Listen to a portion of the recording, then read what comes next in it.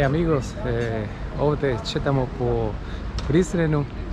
Nevjerovatno, mi smo prešli ovdje jedan most i vidimo pop ovdje, taj čovjek, mladi čovjek, sjajan. I mi smo pitali, mi smo išli u crkvu Svete Ljeviške, ali bila je zatvorena. I on je nama rekao, hajde idemo sad, svi zajedno. Imam također još grupa Srba koji isto su htjeli da ga posjeti, tako da ja ću nam voditi, idemo svi zajedno, a sad idemo tu, baš tu.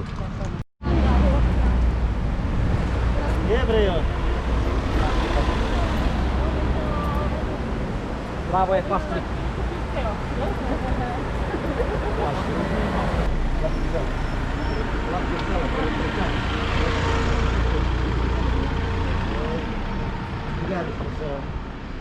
I onome i radili smo zajedno ovom u školi.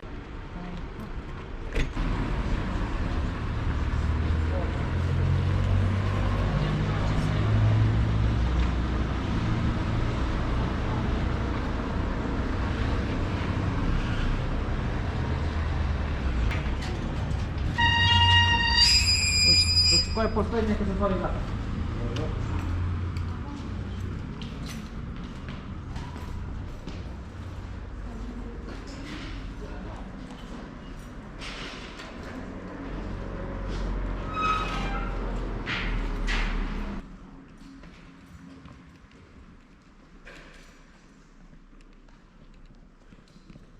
Crkva je sagrađena na ostacima ranohrišćanske bazilike.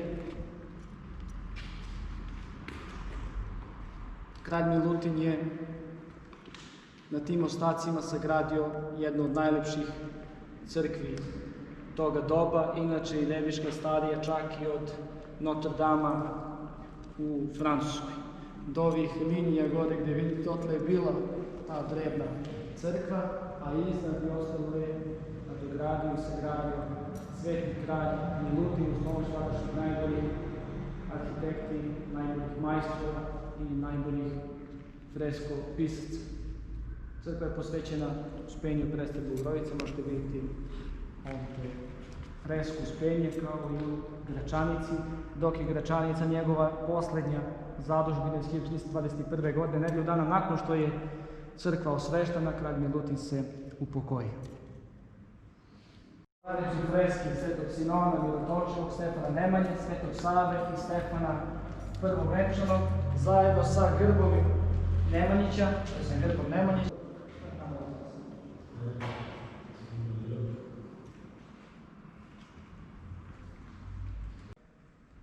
Ili ima neko zdanje da nije spaljeno 2016. U Prizrenu? Pravoslavno? Skoro sve je spaljeno.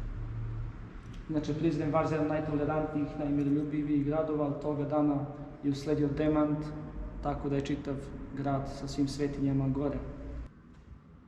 Ovo što je bušeno gore. Da, ne vidite, nema. To je još iz Osmanskog. Točno, da. Štećeni su tako freske, to su iz Gradića.